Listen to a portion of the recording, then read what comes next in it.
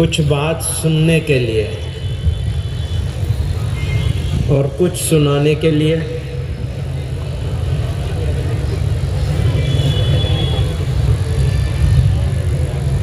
کوئی بات سنی جاتی ہے، کوئی بات کہی جاتی ہے،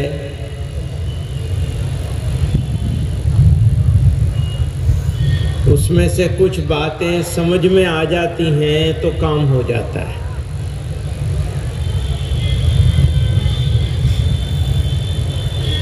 بلکہ کام بھی تب ہوتا ہے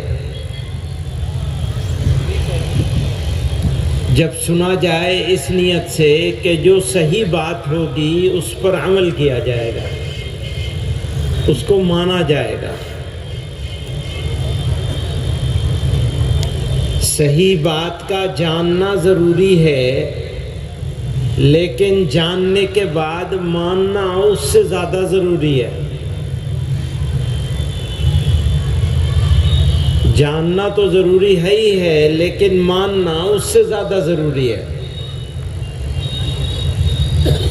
بہت ساری آوازیں، بہت ساری باتیں ہمارے کانوں میں آتی ہیں، لیکن ایک کان سے آتی ہے، ایک کان سے چلی جاتی ہے۔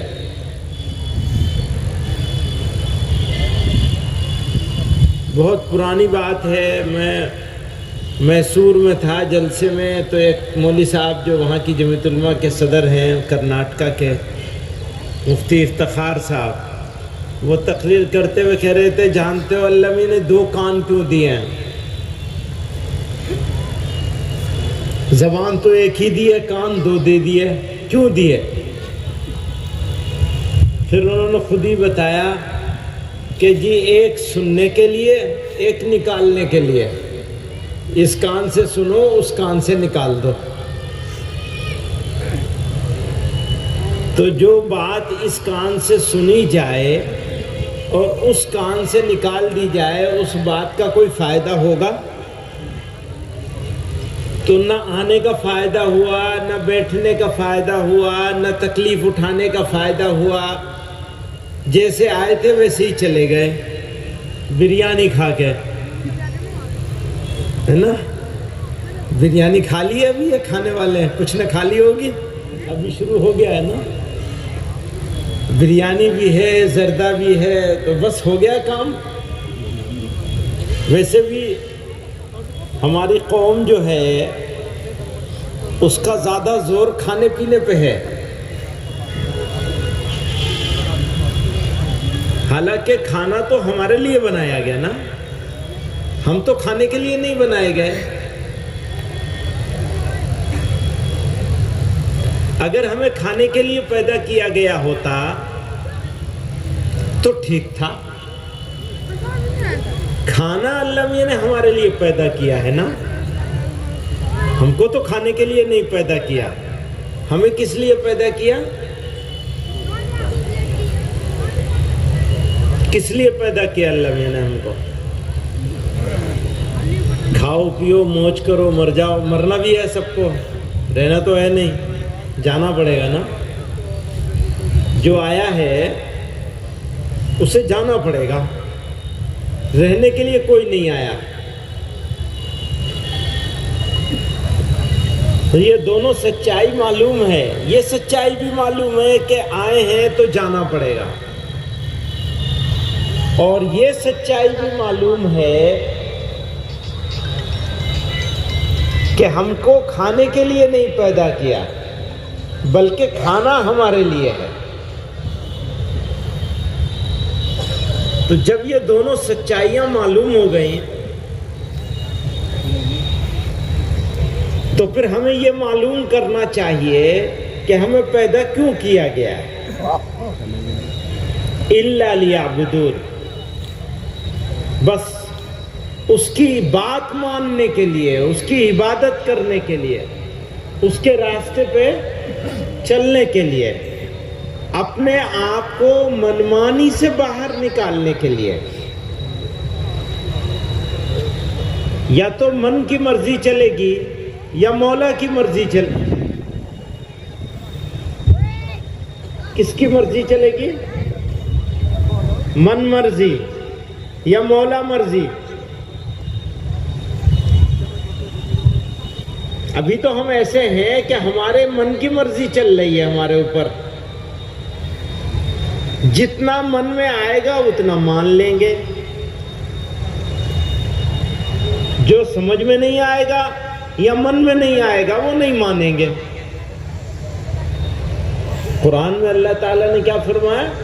ادخلوا فی السلم کافہ، پورے داخل ہو جاؤ، پوری بات ماننی پڑے گی۔ آدھے سے کام چل جائے گا؟ نہیں چلے گا، پوری ماننی پڑے گی۔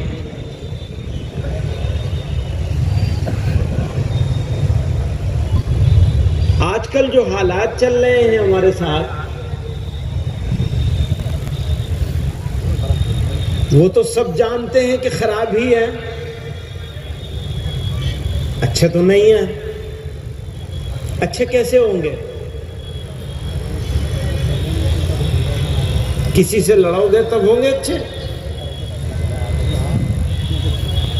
لڑنے سے اچھے نہیں ہوں گے، کسی اور سے لڑائی سے اچھے نہیں ہوں گے، اپنے آپ سے لڑائی کرنی پڑے گی ہمیں۔ ہماری لڑائی کس سے ہے؟ خود سے ہے، خود کی من مرضی سے ہے۔ جب مولا کی مرضی ہمارے اوپر نہیں چل رہی ہے تو مولا نے کسی اور کو مسلط کر دیا، وہ اپنی مرضی چلائے گا۔ جب ہم نے شیطان کی سواری بنا لیا اپنے آپ کو تو پھر سارے شیطان ہم پر مسلط ہو جائیں گے۔ تو اپنے اندر بدلاؤ پیدا کرنا ہے۔ یہاں آنے کا مقصد بھی یہی ہے، اچھی بات سیکھ کے جائیں، سنیں گے، سیکھیں گے اور عمل کرنے کا عزم کریں گے، بات کو ماننے کا عزم کریں گے، جاننے اور ماننے کا۔ جاننے کا فائدہ تبھی ہوگا۔ حضرت تھانوی رحمۃ اللہ علیہ سے کسی نے پوچھا علم کا نور کسے کہتے ہیں؟ حضرت نے فرمایا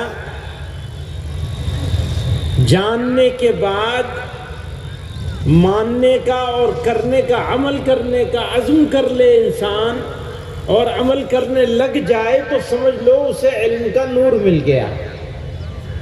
اب ہم سب لوگ جتنے یہاں موجود ہیں، ہم سب کو علم کا نور مل سکتا ہے، بشرطے کہ جو جانے اس کو ماننے اور عمل کرنے کا جاننے سے پہلے ارادہ کر لے، سمجھ میں آئے یا نہ آئے۔ جو بات معلوم ہو جائے گی اس کو عمل کریں گے۔ عمل کرنا مشکل کام ہوتا ہے، عمل کرنے کا سفر شروع ہوتا ہے ارادے سے۔ اچھا، نیکی کا جب بندہ ارادہ کر لیتا ہے تب ہی سے اسی وقت سے اس کو ثواب ملنے لگتا ہے۔ ایک آدمی نے یہ نیت کری کہ میں صدقہ کروں گا، ابھی صدقہ کیا نہیں ہے، ارادہ کیا ہے صدقہ کروں گا، 1 روپیہ صدقہ کروں گا، 10 روپے صدقہ کروں گا، ابھی اس نے کوئی صدقہ نہیں کیا ہے، جیب سے اپنے کھیسے سے روپیہ نہیں نکالا، ثواب ملنا شروع ہو گیا۔ نیکی کی نیت پر ہی ثواب ملنے لگتا ہے۔ آپ نے نیت کر لی کہ اپنے بچوں کی شادیاں سادگی سے کریں گے،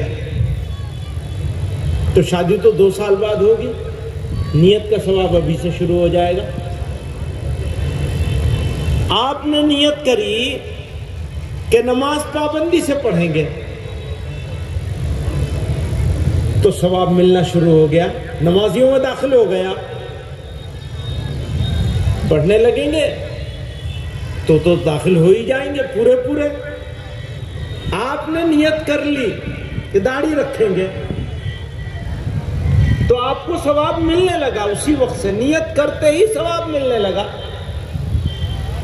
آپ نے نیت کر لی کہ جھوٹ نہیں بولیں گے، ہرگز جھوٹ نہیں بولیں گے،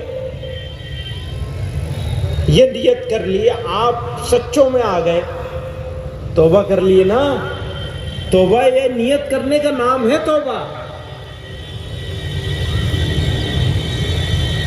آدمی گناہ کرتا ہے، گناہ کرنے سے پہلے اس کا ایک مقام ہوتا ہے. مقام سمجھتے ہیں؟ اس کی ایک حیثیت ہوتی ہے اللہ میاں کے یہاں کہ بھئی اس نے یہ گناہ آج تک نہیں کیا ہے، جھوٹ نہیں بولا ہے، تو یہ سچا ہے. اتفاق سے جھوٹ بول دیا. کوئی سا گناہ بھی ہو، گناہ نہیں کرتا تھا، گناہ ہو گیا تو اللہ تعالیٰ کے ہاں اس کا مقام گھٹ جائے گا. گناہ کی وجہ سے اس کی حیثیت گھٹ جائے گی، گر جائے گی. توبہ کر لی تو گناہ کرنے سے پہلے جب وہ نیک تھا، نیکوں میں داخل تھا، اس کا مقام یہاں تھا. گناہ کرنے کے بعد مقام یہاں آ گیا، نیچے چلا گیا. توبہ کر لی تو یہاں نہیں جائے گا، یہاں سے بھی اوپر جائے گا. سمجھ رہے ہیں میری بات؟ تو گناہ کرنے سے پہلے جو حیثیت تھی، جو مقام تھا، گناہ ہونے سے، گناہ کر دینے سے وہ حیثیت گر جاتی ہے.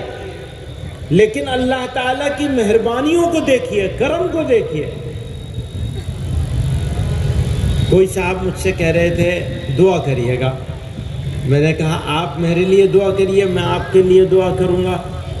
کہنے لگے اجی ہم تو گنہگار لوگ ہیں. تو میں نے ان سے عرض کیا کہ اللہ تعالیٰ تو چاہتے یہی ہیں کہ گنہگار لوگ ان سے مانگیں. نیک ہو وہ بھی مانگیں، اور کوئی نیک کتنا بھی نیک ہو وہ اپنے آپ کو گنہگار سمجھتا رہے، یہ اس کے لیے عافیت کی بات ہے. اپنے آپ کو گنہگار سمجھنا برا نہیں ہے، لیکن گناہوں کی وجہ سے نیکی چھوڑ دینا برا ہے. اللہ تعالیٰ کیا چاہتے ہیں؟ اچھا تم سے برائی ہو گئی، کوئی بات نہیں، ہم سے معافی مانگ لو، یہ ارادہ کر لو کہ اب نہیں کریں گے. تو جہاں تم نے سوچا نہیں ہم تم کو وہاں رکھ دیں گے لے جا کے. گناہ سے توبہ کر لی تو آپ جہاں ہیں اس سے اونچی جگہ پہ جائیں گے. جب گناہ نہیں کرتے تھے تب جہاں تھے اللہ تعالیٰ اس سے اونچی جگہ پہ پہنچا دیں گے آپ کو، صرف توبہ کر لینے کی وجہ سے. کیوں؟ اللہ تعالیٰ یہ بتانا چاہتے ہیں کہ ہم یہ چاہتے ہیں کہ ہمارے بندے، میرا بندہ میرے پاس واپس آئے. آپ جب توبہ کر رہے ہوتے ہیں تو یہ مان رہے ہوتے ہیں کہ وہ آپ کا مالک ہے، وہ بڑا ہے، وہی سب سے بڑا ہے، وہی پیدا کرنے والا، وہی موت دینے والا، وہی عزت دینے والا، وہی ذلت دینے والا، وہی خوشیاں دینے والا، وہی غم دینے والا. ساری چیزوں کا مالک کون؟ پر جیسے ہیں وہ ویسا تو ہم ان کو نہیں مانتے. ویسا مانتے ہوتے تو ان کی بات مان رہے ہوتے. انہوں نے کیا کہا؟ جھوٹ مت بولو. پچھلی مرتبہ بھی وعدہ ہوا تھا یہاں جھوٹ نہیں بولیں گے. پتہ نہیں کتنے لوگوں نے عمل کیا. مشکل یہ بھی ہو گئی ہے کہ کہنے والے بھی ویسے ہی، سننے والے بھی ویسے ہی. تو نہ بولنے کا فائدہ نہ سننے کا فائدہ. آوے کا آوا ہی بگڑ گیا، پورا آوے کا آوا بگڑا ہوا ہے، سب کا حال خراب ہے. تو کوئی فائدہ نہیں ہوتا. باتیں کرتے ہیں، باتیں سنتے ہیں، بریانی کھاتے ہیں، گھومتے پھرتے ہیں. آج کا دن عید کی طرح ہوتا ہے یہاں والوں کے لیے، علاقے والوں کے لیے. کپڑے وپڑے بدل کے، میں بھی صبح اچھے کپڑے بدل کے آیا ہوں یہاں، کیونکہ یہاں تو لوگ ایسے اچھے کپڑے پہن کے آتے ہیں. چلو چلیں گے، بریانی کھائیں گے، کچھ تقریر وقریر سنیں گے، بس چھٹی ہو جائے گی. جیسے گئے تھے ویسے ہی واپس آ گئے.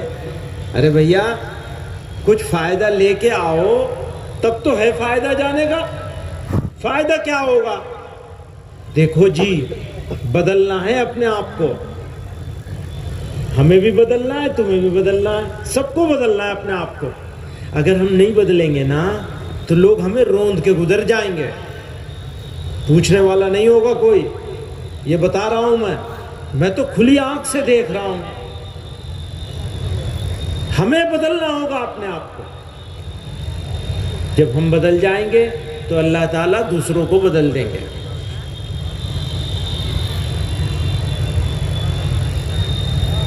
ورنہ فرمایا کہ تمہاری اتنی تعداد کبھی نہیں تھی مسلمانوں کی جتنی آج ہے، اتنا مال بھی مسلمان کے پاس کبھی نہیں تھا جتنا آج ہے، اتنی تعلیم بھی کبھی نہیں تھی جتنی آج ہے۔ باوجود اس کے کہ تعلیم اور بڑھانی چاہیے، بچیوں کو تعلیم دینی چاہیے، بچوں کو تعلیم دینی چاہیے، تربیت کرنی چاہیے، والدین کو اپنے بچوں کو دیکھنا چاہیے وہ کیا کر رہے ہیں۔ نشہ عام ہو گیا ہے، ہمارے جوان نشہ کرنے لگے، ڈرگس میں پڑ گئے ہیں، عام بیماری ہو گئی ہے۔ پہلے صرف بڑے شہروں میں تھی، اب دیہاتوں میں پہنچ گئی ہے، کوئی دیکھنے والا نہیں ہے۔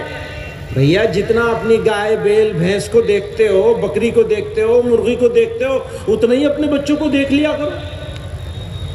آدمی کا سب سے بڑا سرمایہ اس کی اولاد ہوتی ہے، کھیت نہیں ہوتے سرمایہ، اولاد ہوتی ہے۔ آدمی مرے گا، بچے نیک ہوں گے، اس کے لیے دعا کریں گے، وہ صدقہ جاریہ ہو جائے گا۔ نیک بچے کیا ہوتے ہیں؟ صدقہ جاریہ بن جاتے ہیں۔ اور برے اولاد وہ تو جنازہ پڑھنے کی توفیق بھی نہیں ہوتی۔ ایسے ماں باپ بھی دیکھیں، ایسے بچے بھی دیکھیں، ایسے ماں باپ بھی دیکھیں۔ باپ مر گیا، بچہ باہر کھڑا ہے، جی کپڑے ناپاک ہیں۔ بھئی ناپاک کیوں ہے؟ پاکی سکھائی کیوں نہیں تھی؟ نہیں سکھائی تھی تو تیرا جنازہ بھی نہیں پڑھیں گے۔ اگر پاکی سکھائی نہیں ہے، اجی پاک نہیں ہے۔ پرانی بات ہے، ہم کسی صاحب کے ساتھ سفر میں تھے، بھئی نماز کا وقت ہو گیا، نماز پڑھ لو۔ ہمارے ساتھیوں میں ایک صاحب ایسے بھی تھے، انہوں نے بھی یہی کہا، اجی کپڑے پاک نہیں ہیں، آج تو تمہیں ناپاک نہیں پڑھنی پڑے گی، بعد میں دوہرا لینا پاکی کر کے، چلو پڑھو۔ پاکی نہیں سکھائی، ایمان نہیں سکھایا۔ اگر ایمان سیکھ جائیں اور یہ جان جائیں کہ اللہ تعالیٰ ہی قادر ہے اور ہر جگہ موجود ہے، ہماری ہر حرکت کو دیکھ رہے ہیں، ہمارے ہر کام کو دیکھ رہے ہیں، تو ہم کتنے سارے کام تو ہم ویسے ہی چھوڑ دیں گے اگر ہمارا یقین ہو جائے۔ تو یقین نہیں ہے، پریشانی کیا ہے؟ یقین نہیں ہے۔ مسلمان کے گھر پیدا ہوئے، بچے مسلمان ہو گئے، پڑھے نہ لکھے، نام محمد فاضل۔ ہماری امی جب خفا ہوتی تھی ہم سے، ہماری ماں تو یہی کہا کرتی تھی، جب زیادہ غصہ آتا تھا ہمیں پتہ چل جاتا تھا آج غصے میں زیادہ ہیں، تو کس بات سے پتہ چلتا تھا؟ یہ کہتی تھی پڑھے نہ لکھے، نام محمد فاضل۔ پڑھا لکھا ہونا ضروری ہے نا۔ یہاں بھی ایک محمد فاضل ہے، وہ تو واقعی فاضل ہے۔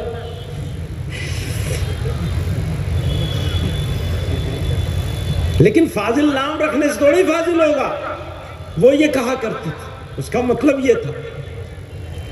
تو مسلمان کے گھر پیدا ہونے سے تھوڑا ہی مسلمان ہو جائے گا، وہ دل ایسا ہونا چاہیے نا۔ کیسا دل ہے؟ وہ دل ایسا ہے کہ جب چاہا اپنا ناچ لیا، ناچنے پر ہے بس، نچنیا دل ہو گیا، مزہ ہے بس۔ تو بدلاؤ یہاں سے آئے گا کہ یہ ماننا پڑے گا کہ اللہ تعالیٰ ہی ساری قدرتوں کا مالک، ساری قدرتیں اس کے پاس ہیں، اسی نے پیدا کیا، وہی جلائے گا، وہی مارے گا، وہی عزت وہی ذلت، ساری قدرت اس کے ہاتھ میں ہے۔ جب یہ مان لیں گے آپ تو آپ کو اس کی بات ماننا، سننا سن کر، جاننا جان کر ماننا آسان لگے گا۔ ورنہ مشکل ہے یہ. کسی کو 16 کلومیٹر پیدل چلنے کو کہہ دو آسان ہے، نماز پڑھنا مشکل ہے. بے نمازی کے لیے نماز 16 کلومیٹر پیدل چلنے سے زیادہ مشکل ہے. ایسے ہی ہو گیا. اور بزرگوں نے، بڑوں نے، ماں باپ نے بچوں کی تربیت کے بارے میں، بچوں کے بارے میں سوچنا بند کر دیا. اجی مدرسے بھیج دیا جی، اجی اسکول بھیج دیا. ارے بھائی اسکول جاتا کس وقت ہے، آتا کس وقت ہے؟ اسکول کی چھٹی کے بعد کتنے گھنٹے باہر رہتا ہے وہ؟ یہ تو دیکھنا ماں باپ کا ہی کام ہوگا. کس طرح کے دوستوں میں اٹھتا بیٹھتا ہے، کہاں کی صحبت ہے؟ نیک لوگوں کے ساتھ اٹھتا بیٹھتا ہے یا بد لوگوں کے ساتھ اٹھتا بیٹھتا ہے؟ وہ نشہ لگا دیں گے، زندگی برباد، عمر کم، بیماریوں کی آماجگاہ، خاندان کا نام ختم کر دے، مٹا دینے والی اولاد پل جاتی ہے جب اگر ڈرگس میں، نشے میں پڑ جائے. کون پوچھے گا؟ وہ کیا کرے گا اپنی زندگی میں جو نشہ کرنے لگ جائے؟ کیسے بچاؤ گے؟ بچاؤ گے کیسے اپنے بچوں بچیوں کو برائیوں سے اگر فکر نہیں کرو گے ان کی؟ بے فکرے ماں باپ، کوئی فکر نہیں ہے اولاد کی، بس پیدا کر دیا اور یہ سوچتے ہیں کہ زمین جائیداد چھوڑ کے چلے جائیں گے، مکان بنا دیں گے، موٹر سائیکل دلوا دیں گے، کام ہو جائے گا. قوم کا سب سے عظیم سرمایہ ہے یہ ہمارا جوان، ہمارا بچہ بچی. اس کو لٹا دیا، سڑک پہ چھوڑ دیا، ایسے ہی آزاد جاؤ، کھلے چھوٹ چھوڑ رکھا ہے. پوری قوم کا یہی حال ہے. کوئی اپنے بچوں کی فکر نہیں ہے، نہ خود کی فکر ہے نہ نسلوں کی فکر ہے. کل کو یہی لوگ تو قوم ہوں گے. آج ہم قوم ہیں، کل کو یہ قوم بنیں گے. پوری ملت کا مستقبل ان کے ہاتھ میں آنے والا ہے. کیسی قوم ہوگی جس کے پاس ایسی قوم ہے آج کی تاریخ میں ہمارے پاس نوجوانوں کی شکل میں ہمارا مستقبل. میں بتاتا ہوں، جس کے پاس جسمانی طاقت نہیں ہوگی کیونکہ وہ ورزش نہیں کرتا، کیونکہ وہ اپنی صحت کا دھیان نہیں رکھتا. جس کے پاس علم نہیں ہوگا کیونکہ اس نے پڑھائی نہیں کری، یا کری ہے تو بس ویسے ہی وقت گزارا ہے. جس کے پاس اچھے اخلاق نہیں ہوں گے،